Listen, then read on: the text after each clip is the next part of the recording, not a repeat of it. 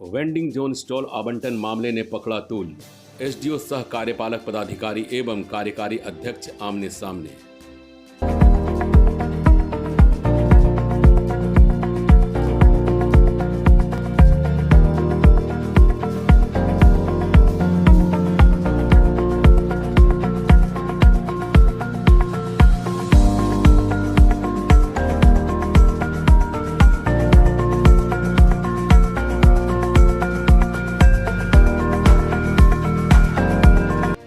नमस्कार, मैं हूं संजय सिंह और आप देख रहे हैं एमडीपी न्यूज 24। मधुपुर शहरी क्षेत्र में आवंटित 19 स्ट्रीट वेंडिंग स्टॉल रद्द का मामला तूल पकड़ता जा रहा है और इसको लेकर मधुपुर एसडीओ सह कार्यपालक पदाधिकारी दिनेश कुमार यादव एवं नगर परिषद उपाध्यक्ष सह नगर परिषद कार्यकारी अध्यक्ष जियाउल हक उर्फ टार्जन में आरोप प्रत्यारोप की जंग छिड़ गई है। एक और जहां देवघर उपायुक्त के निर्देश पर आवंटित 19 स्टॉलों को जांच कर रद्द कर दी गई है और एसडीओ सह कार्यपालक पदाधिकारी के द्वारा नए सिरे से 19 स्टॉलों के आवंटन के लिए नए सिरे से बीते 2 अक्टूबर को नोटिफिकेशन निकाल दिया गया है। वहीं दूसरी ओर नगर परिषद उपाध्यक्ष जियाउल हक उर्फ टार्जन इसके खिलाफ उन्होंने बिगुल फूंक दिया है और आवंटित स्ट्रीट वेंडर दुकानों के रद्द करने की प्रक्रिया को असंवैधानिक करार देते हुए कहा कि नगर परिषद बोर्ड की अनदेखी कर स्टॉल का आवंटन करना असंवैधानिक है। यह बातें उन्होंने अपने कार्यालय कक्ष में प्रेस वार्ता कर कही। अब शहर के लोग यह जानना चाहते हैं कि आखिरकार इतनी पारदर्शिता के बावजूद भी नगर परिषद में फर्जी तरीके से कैसे स्ट्रीट वेंडिंग जोन की दुकानें फर्जी स्ट्रीट वेंडर को निर्गत कर दी गई और आखिर नगर परिषद के पदाधिकारी या जनप्रतिनिधि ने यह खेल कैसे किया। क्या वैसे भ्रष्ट लोगों की पहचान उजागर कर पाएगी नगर परिषद प्रशासन? यह तो आने वाला वक्त ही बताएगा।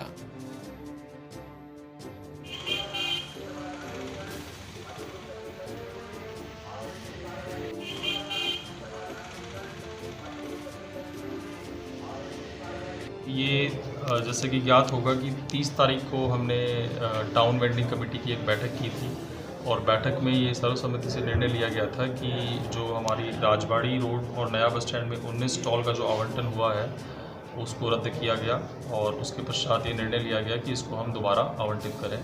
तो सबसे पहले तो हमने टीईसी बैठक में जो डिसीजन लिया उसका ऑर्डर निकाल दिया है और आवंटन को रद्द कर दिया है राजबाड़ी और नया बस स्टैंड का। और सभी स्टॉल धारक जो 19 हैं उनको आदेश दिया गया है कि वो 8 अक्टूबर तक अपनी चाबी यहाँ जमा करा दें नगर परिषद के कार्यालय में और नहीं जमा कराने पर उनकी कानूनी कार्रवाई होगी। उसके अलावा उन्होंने सिक्योरिटी डिपॉजिट भी कराया था, तो ऑर्डर में लिखा गया है कि 8 तारीख तक उनको जो चाबी जमा कराना है, चाबी जमा जैसे ही वो कराते हैं उसके पश्चात उनको सिक्योरिटी डिपॉजिट भी वापस कर दिया जाएगा। उसके अलावा हमने नया जो आवंटन है उसकी प्रक्रिया भी वो डिसाइड कर ली है, ऑर्डर निकल गया है उसका भी। तो इसमें 28 तारीख को जो है वो लॉटरी के माध्यम से हम आवंटन प्रक्रिया करेंगे। इसमें राजबाड़ी और नया बस स्टैंड जिनका कैंसिल हुआ है उनका आवंटन तो है ही, उसके अलावा नया बस स्टैंड में दूसरे चरण का एक और आवंटन है। तो कुल मिला के हमारे 39 स्टॉल्स हैं। राजबाड़ी में 8 स्टॉल, नया बस स्टैंड प्रथम चरण में 11 स्टॉल जिनको कैंसिल किया गया था, उसके अलावा नया बस स्टैंड दूसरे चरण में 20 स्टॉल। तो कुल मिला के 39 स्टॉल्स हैं। लास्ट डेट जो आवेदन का है वो 20 तारीख है, 20 अक्टूबर। तो सभी पथ विक्रेताओं से मेरा निवेदन रहेगा कि जिन को स्टॉल चाहिए वो 20 तारीख तक अपना आवेदन यहाँ पे जमा करा दें। और वर्तमान समय में जो हमारे कार्यपालक पदाधिकारी मधुपुर पदस्थापित हैं उनके जो क्रियाकलाप है काफ़ी संदेहास्पद है। हमारा जो स्टॉल का आवंटन जिस चेयर के द्वारा किया गया है उसी चेयर के द्वारा उस स्टॉल आवंटन को ये रद्द करने की बात कहती है जो निराधार और बकवास है। और कल 2 अक्टूबर था, आप जानते हो कि देश के सारे कार्यालय बंद हैं। महात्मा गांधी जयंती के शुभ अवसर पर, ये नेशनल हॉलीडे के मौके पर इन्होंने कार्यालय को खुलवाकर हमारे कर्मचारियों को डांट फटकार कर और असंवैधानिक तरीके से एक आदेश को निकाला है जो मीडिया के माध्यम से अभी तक प्राप्त हुआ है। इनका जो मोटो है यहाँ काम करने का नहीं है, ये किसी राजनीतिक षड्यंत्र के तहत मानसिक संतुलन ये खोए हुए हैं और अनावश्यक रूप से लालन फानन में अपना कार्रवाई कर रहे हैं जो बिल्कुल गलत है। इससे न शहरवासी खुश है, न हमारे अधिवक्ता संघ खुश है, न फुटपाथ के दुकानदार खुश हैं, न ही कार्यालय में काम करने का माहौल है। दुख का बात है अभी हमारे जो कर्मचारी हैं जो उसको कोई काम करना नहीं, एक चीज़ इंस्टॉल। तो इंस्टॉल है तो आप दूसरी बात जो आप आवंटन की जो प्रक्रिया निकाले हैं, तो सबसे पहले अगर 20 गलत हैं तो 650 का पहले भौतिक सत्यापन कराएं, एक जांच एजेंसी से कराएं और बोर्ड में उस मामले को लेकर आए। जितने लोग का रद्द होगा बोर्ड से उसको रद्द किया जाए, जितने लोग की स्वीकृति होगा बोर्ड से उसको स्वीकृति दिलाना पड़ेगा, क्योंकि 650 का जो आवंटन है, जो लिस्ट है, उसको बोर्ड के द्वारा टीबीसी के द्वारा पारित है।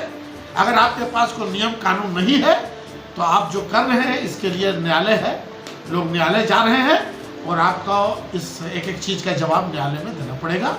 आप जिस बात को लेके भ्रष्टाचार की बात आप करते हैं, रद्द करने की बात करते हैं, आपको पता होना चाहिए कि जिन लोगों ने वो सर्टिफिकेट निर्गत किया है, आपके जैसे ईमानदार ही कार्यपालक पदाधिकारी बैठा था जिसने आवंटन किया है, तो आप पहले उस कार्यपालक पदाधिकारी से पूछें कि आपके देखरेख में गलत आवंटन कैसे हुआ, ना कि हमारे शिक्षित बेरोजगार युवाओं पर आप कोड़ा चलाएं।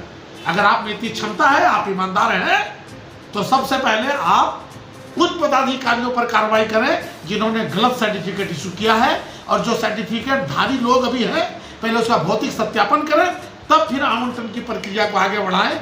हमारा समर्थन आपके साथ होगा।